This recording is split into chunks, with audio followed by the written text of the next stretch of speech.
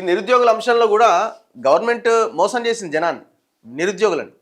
Congress government, Congress ప్రభుత్వము గతంలో కేసీఆర్ 10 ఏళ్ళు మోసం చేస్తే 2.5 ఏళ్లలో రేవంత్ రెడ్డి చేసే మోసం ఏంది, ఆయన కుట్రేందని తెలిసిపోయింది.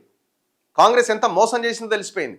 మరి పొద్దున లేస్తే రాహుల్ గాంధీ, ప్రియాంక గాంధీ వీళ్ళందరూ చాలా ఇది అది అని, రేవంత్ రెడ్డి ఇట్లున్నా కూడా వాళ్ళు చాలా గొప్పోళ్ళని మాట్లాడే వాళ్ళు, మరి వాళ్ళు కూడా ఏం చేస్తున్నారు? వాళ్ళు ఇచ్చిన హామీలే కదా ఇవన్నీ. మీకెందుకు సంవత్సరం తిరిగేలోపు 2 లక్షల ఉద్యోగాలు ఇస్తామని మాట్లాడిన ఈ మొఖాలన్నీ ఎక్కడ పోయినాయి? సంవత్సరం తిరిగేటప్పుడు 2 లక్షల ఉద్యోగాలు పక్కన పెట్టు, 1,00,000 ఉద్యోగాలు వేసినవా? 1,00,000 పక్కన పెట్టు, నువ్వు నీ సొంతంగా వేసిన నోటిఫికేషన్లు ఒక 50,000 ఉన్నాయా? అది కూడా లేదు. మొన్న వాళ్ళు కానిస్టేబుల్ ఎస్ఐ ఉద్యోగాలకు సంబంధించిన నియామకాలు 5,000 వేసిన వాళ్ళు 20,000 అడుగుతున్నారు. ఏజ్ రిలాక్సేషన్ గురించి మాట్లాడుతున్నారు. ఆ న్యాయమైన డిమాండ్స్ని పరిష్కరించవచ్చు కదా. ఇప్పుడు డిఎస్సి, జంబో డిఎస్సి అని పడ్డదా ఇంతవరకు? స్కూల్లే మూసేస్తా అంటుండు, 4,000కు కుదిస్తా అంటుండు. అంటే ఉన్న ఉద్యోగాలు తీసేస్తావా? డిఎస్సి లేదు, జేఎల్ లేదు, గ్రూప్ 1 లేదు, గ్రూప్ 2 లేదు, గ్రూప్ 3 లేదు. ఏ ఉద్యోగాలు వేసినావు? కేసీఆర్ గవర్నమెంట్లో ఉన్నప్పుడే 2016-17 అనుకుంటా బిశ్వాల్ కమిటీ రిపోర్ట్ ఇచ్చింది 191,000 ఉద్యోగ ఖాళీలు ఉన్నాయని.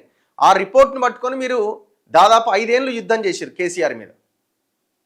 మళ్ళీ అధికారంలోకి వచ్చిన తర్వాత ఆ 191,000 ఖాళీలను ఫుల్ఫిల్ చేయాలి కదా.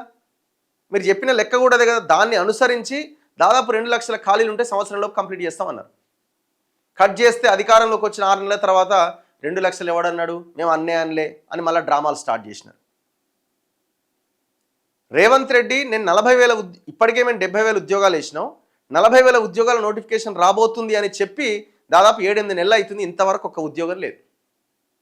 మోసమే కదా ఇది, పచ్చి మోసం, దగ, కుట్ర. నిరుద్యోగులను నిట్టనిలుగా మోసం చేసిరు.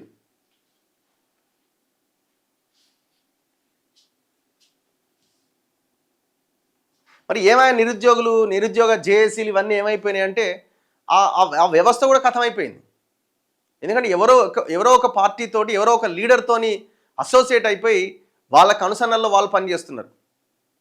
ట్రాన్స్పరెంట్గా, నిజాయితీగా, ఇండిపెండెంట్గా పనిచేస్తున్న ఒకరిద్దరు లీడర్లు, ఒకరిద్దరు జేఏసీలో నిరుద్యోగులు దాంట్లో తిరుగుతున్న పిల్లలు ఉంటే ఉండొచ్చు, కానీ ఒక సిస్టమ్ అనేది లేకుండా పోయింది. ఇది రేవంత్ రెడ్డికి పాజిటివ్గా మారుతున్నది, అంటే ఆయనకు బలం అయిపోయింది అది.